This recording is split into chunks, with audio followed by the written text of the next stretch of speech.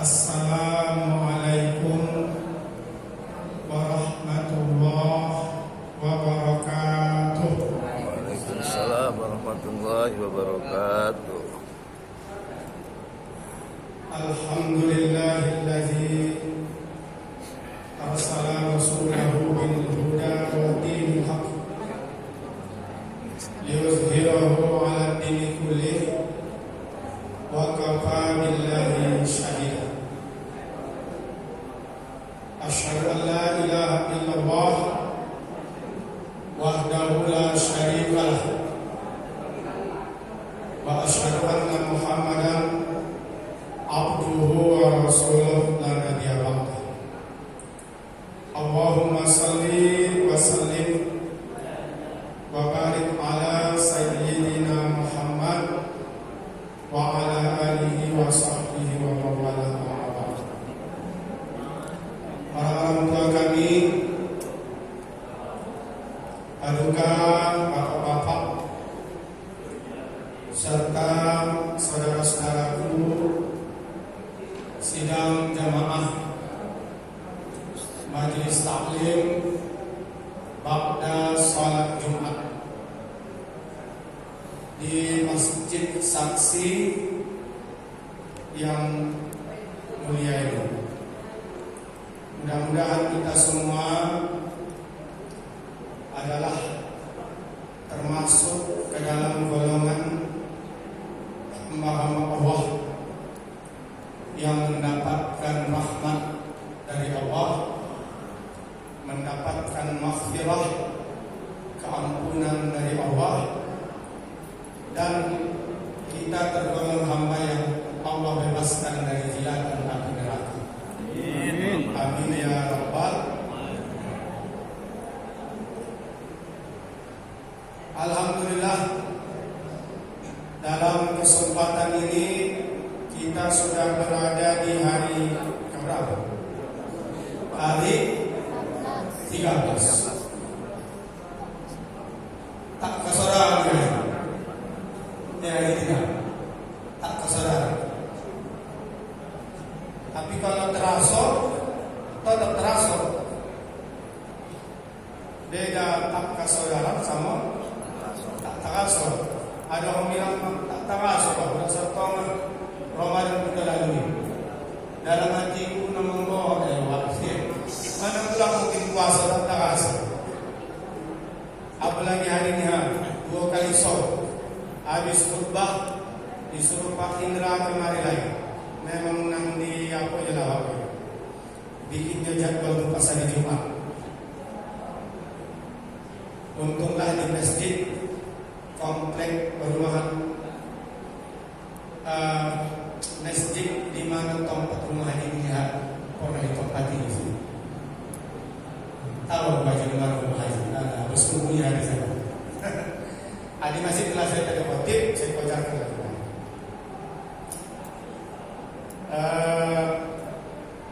Alhamdulillah, walaupun sudah setengah Ramadan dan itu kita rasakan capek-capek, lapar-lapar, haus-haus, mengantuk-mengantuk. Entah kenapa dia mengasalkan puasa orang mengantuk bawahnya. Asal bukan aku saja nama asal, Ustaz ini pun nama anu berarti asal betul. Asalkan kita puasa pasti bawaannya mengantuk. Ada lagi kata orang kalau dia puasa bawaannya tidak marah saja, sikit saja tersinggung. Ada begitu Pak? Aduh, pantang sikit sakit hati, emosi lagi. Aku kalau tak puasa tak begitu kan? Ada juga begitu. Jadi memang luar biasa ujian daripada Ramadan ini. Tapi kenapa bisa kita lalui?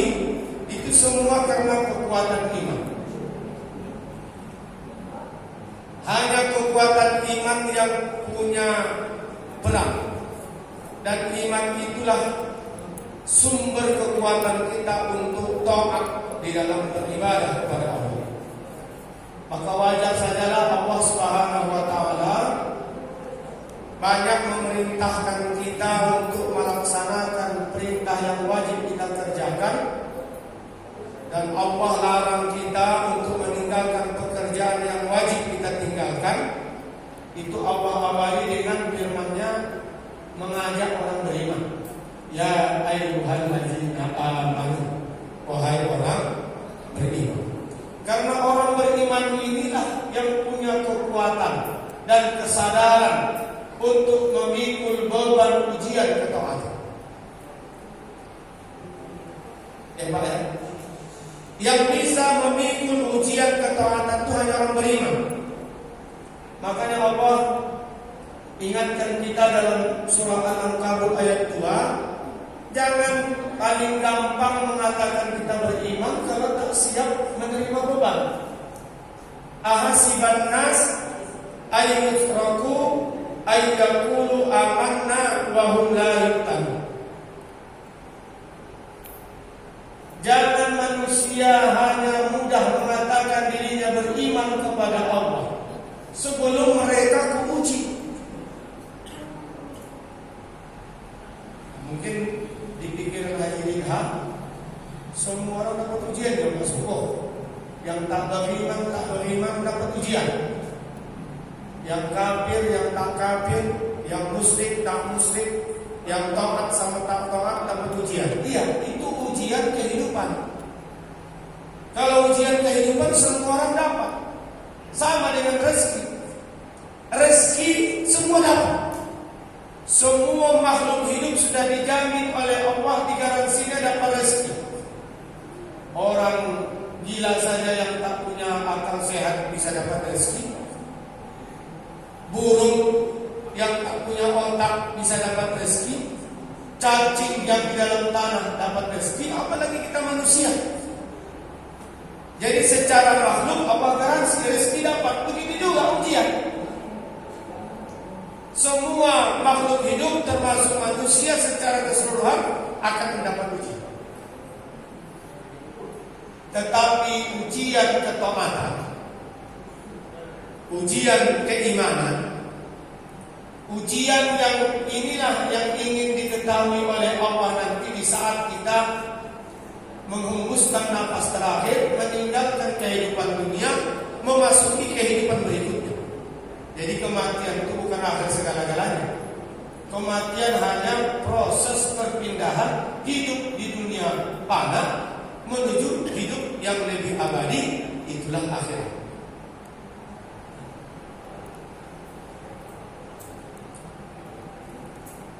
Makanya ujian ini Allah berikan kepada hamba Allah yang beriman supaya Allah tahu falamma ya'lamal ladzina shadaqu. Siapa orang-orang yang di antara kamu itu yang shadaq, yang benar-benar jujur dengan keimanan. Walamma ya'lamal ladzina kadzibin, dan supaya Allah tahu siapa di antara kamu yang kadzib, dusta. Iman hanya di lisan, iman hanya di mulut, iman hanya dalam ucapan, tapi tak nampak dalam bentuk perbuatan dan tak nampak dalam bentuk ujian. Diuji dalam bentuk ketaatan, udah linglung. Ya, baru diuji untuk puasa, batahan dia hanya 3. 4 hari itu dia lain. Diuji. Tak lulus. Ayat begini nanti di yaumil akhirat, di alam barzakh, di mana kita mempertanggungjawabkan semua kehidupan kita di dunia ini, maka Allah caplah kita dengan sertifikat kadzib. Kami pembohong. Makanya Bapak-bapak, beruntung sebenarnya kita. Semakin banyak ujian, itu berarti semakin adalah indikasi kita orang beriman. Tengok Pak, usahakan dulu Nabi yang 25 kita imani tak sebanding ujian keimanannya dengan kita. Nabi Adam awal manusia pertama diuji dengan anak yang membunuh, anak yang berkelahi hanya gara-gara wanita. Pak, Ibrahim diuji dengan ayah yang tidak taat. Bahkan dia pula pelaku menyembah berhala. Dia yang melarang menyembah berhala, ayahnya pula pelaku. Cuma adalah kira-kira kalau hidup di zaman sekarang ini, habis kena bully Ibrahim. Habis kena bully, banyak cerita kau. Itu ya kawan-kawan. Udah Ibrahim. Apalah harus syukur.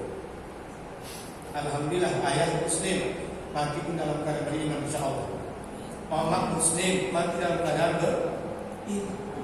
Ibrahim, coba bayangkan bapak kalau Ibrahim itu hidup di zaman digital sekarang. Dia melarang kita nyembah berhala. Dia melarang kita melawan-lawan membuli pawang hujan, misalnya kan. Jangan cerita ke Ibrahim, itu ayah kau. Malah dia yang membuat mangkok pawang hujan. Begitu juga Nabi Nuh. Diuji dengan ketidaktaatan anak dan istri. Nabi Ayub, Rasulullah diuji dengan ketidaktaatan pamannya yang mencintainya, bukan membenci pula, mencintai, membela malah. Hai Muhammad, sampaikan ajaran kamu. Siapa yang mengganggumu bilang sama paman. Paman yang menghadapi. Tapi jangan kau ajar. Ada memang model begitu. Ayah sama anak ada begitu. Pokoknya kau juga yang kau juga telok. Ayah datang kau. Jadi yang bagi ajar aku. Aku tak bisa. Tapi kau masih. Kau jangan merokok. Ayah, aku jangan kau contoh. Penting kau yang tak merokok ini mempromosikan jangan merokok, anti narkoba. Oh, dukung lah. Tapi ayah, jangan kau tengok aku. Ada begitu. Itu terjadi pada zaman Rasul. Bahkan kalau kita kaji Ustaz Indra, 13 tahun Rasul di kota Makkah, itu nyaris gagal dakwahnya. Bertambah meninggal pula 2 beki yang disegani oleh orang Arab kafir Quraisy saat itu. 2 tokoh itu punya nama, punya rupa, punya kasta, punya harta, punya usaha. Siapa? Pamannya Abu Thalib. Yang kedua Khadijah. Makanya Rasul itu mengalami tahun kesedihan. Dan itulah sebab Allah bawa dia jalan-jalan Isra wal Mi'raj. Itu Khadijah bukan wanita sembarang. Dia punya nama, dia punya rupa, dia punya kasta, dia punya harta, dia punya usaha. 2/3 di kota Makkah itu usaha dia dan hartanya banyak. Makanya tak ada berani orang kafir Quraisy mengguit fisik Rasul masih hidup 2 tokoh itu. Abu Thalib dengan Khadijah. Paling membuli dibanding lain. Tak berani. Janganlah. Ini suami tokeh orang, bahaya kita. Itulah pentingnya cari istri yang punya nama dulu. Haji. Soalnya orang sampai ini. Jangan macam-macam. Ini bukan bab sihir meninggal. Contoh. Makanya Rasulullah itu Khadijah itu satu hadiah Allah kepada Rasul. Makanya wajar Aisyah pun cemburu kepada Khadijah. Begitu banyak istri Rasulullah, satu yang dia cemburu. Bahkan cemburu Khadijah itu di luar akal. Disebutkan saja namanya Khadijah itu cemburu. Wahai Rasulullah, jangan sebut nama Khadijah. Walaupun aku tak pernah jumpa dengan dia, jangan, aku cemburu. Sampai begitu Siti Aisyah. Dan memang Rasul mengakui siapa wanita yang engkau cintai ya Rasulullah? Khadijah. 13 tahun gagal, hampir gagal. Begitu meninggal 2 tokoh ini, akhirnya mereka ke Taif. Dipikir ke Taif disambut. Ternyata lebih parah. Yang membuli Rasul, yang membuit fisik Rasul bukan lagi orang dewasa. Anak-anak ikut melempar kotoran. Kenapa? Karena sudah meninggal 2 tokoh itu. Jadi kalau dipikir-pikir, padahal Rasulullah itu Habibullah, kekasih Allah. Ternyata tak lepas dari ujian berat. Apalah kita hanya sekedar mendengarkan ceramah, mengantuk-ngantuk. Makasih ya. Ya makasih. Bahkan kalau kita bayangkan di mana Rasul sholat sampai dibolehkan meludah ke samping. Kan ada dalam kitab hadis Ibnu Umar. Jadi ketika sholat boleh meludah ke samping. Cuma kita mengamalkan hadis. Jamur Rasul ya boleh, karena memang Jamur Rasul lantai masjidnya pasir. Siap diludah ke samping, tutup pakai pasir. Tapi kalau sekarang tak bisa lah jangan bilang boleh meludah di sini. Di sini apa dia? Tak bisa. Bahkan dinding-dinding dan atap Masjid Rasul itu pelepah kurma. Ya Pak, ternyata mereka rajin sholat. Rajin mereka tidur di dalam masjid. Yang dindingnya pelepah kurma, atapnya pun pelepah kurma, bahkan tempat tidurnya pun tak ada saja. Sekarang ada masjid, bagasi ada di dalam, bilang bahwa tidur di dalam. Di sini tidak. Aku semalam kebetulan ke Medan membawakan yang rumah urusan. Jadi kebetulan menantikan solusi urusannya, dokat pulang kantornya itu dengan Masjid Al-Jihad yang ada hidayah datang di sini. Dan ternyata memang hiduplah di sini. Apalah cantik tapi hiduplah makmur. Hampir semua orang tengok dari jam 10 banyak yang baca Quran. Baik anak muda maupun orang tua. Ya Allah. Ini dari jam 9 pagi jam 10 sampai menuju. Ada yang sambil parah itu pula baca Quran, ada sambil boleh dia baca Quran. Ya kan? Memang tertulis ada di situ dilarang tidur di atas sajadah, bukan di dalam masjid. Kebetulan aku tilawah di atas sajadah, dapat satu juz mengantuk. Ini penyakit itu nih Pak, semakin banyak yang kita baca mengantuk itu. Makanya bagi orang yang punya penyakit insomnia, tak usah datang ke dokter pribadi, tak usah datang ke dokter spesialis. Obatnya datang saja sholat Jumat dengan kerwati. Insya Allah tidur. Yang kedua, baca Quran lembar per lembar. Tak sampai mungkin setengah juz, mengantuk. Bahkan ada kawan saya tilawah, tak sadar dia itu mushaf jatuh dari tangan. Tapi maaf, orang yang begitu, biarlah mengantuk baca Quran daripada mengantuk nonton sinetron. Biarlah mengantuk berzikir baca Quran daripada mengantuk nengok status Facebook, apalagi main game. Ada kawan saya paling parah, tercampak mushaf di dari tangan. Tak sadar dia tercampak mushaf. Dibacanya lagi balik, ngantuk dia. Kenapa begitu? Belum sampai target satu juz. Ini hendak menggoreng. Dia targetnya satu juz satu hari. Jadi kalau mengantuk juga saya Pak, bolehkan supaya jangan ada nama lahap, bikin Quran tidak terjadi, ada malah. Jadi kalau ada nama lahap, aku sedang beribadah dan beribadah dalam keadaan mengantuk, dilarang lawat di tempat yang empuk. Ya Allah, ini menyalah juga ini masuk ke sini tidak penting.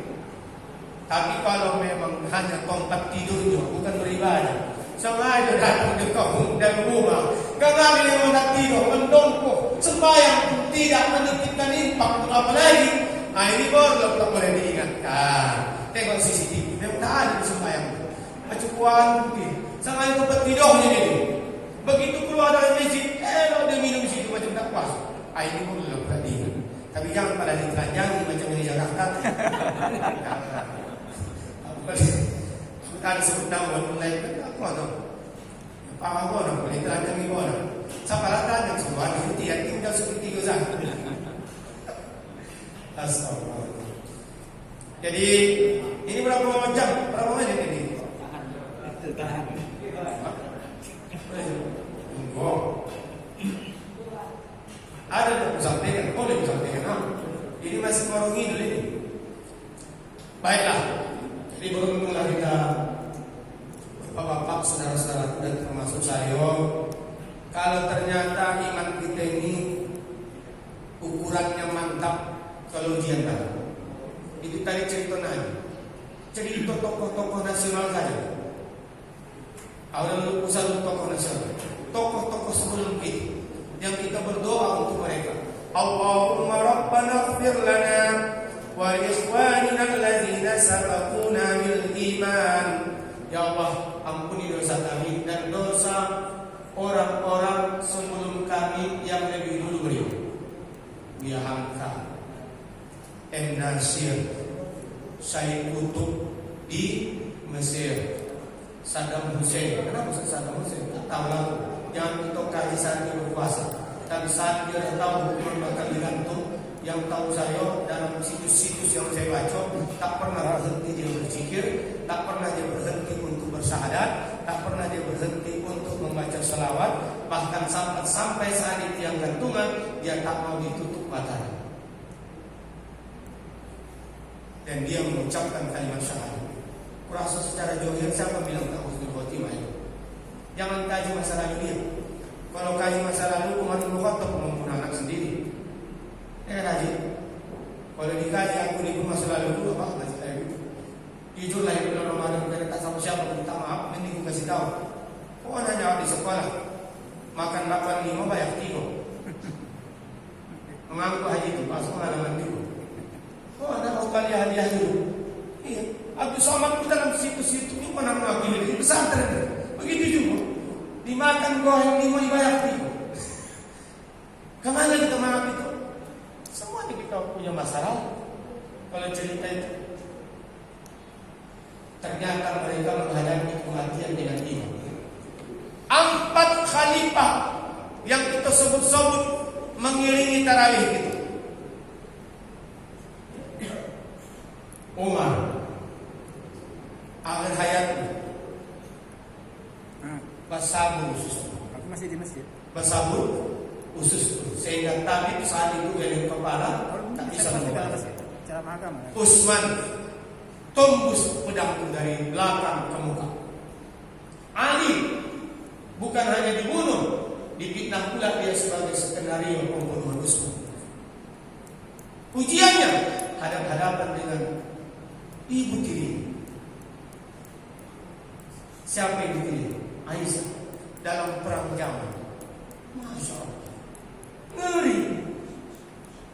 Umar bin Abdul Aziz yang sering kita dengar keteladanan beliau dalam memimpin, akhir hayatnya meninggal pelan-pelan karena mati diracun. 2 tahun 3 bulan dia memimpin, terkumpullah mushaf hadis. Kurang apa keberhasilan dia dalam memimpin 2 tahun 3 bulan, tapi ternyata diracun juga.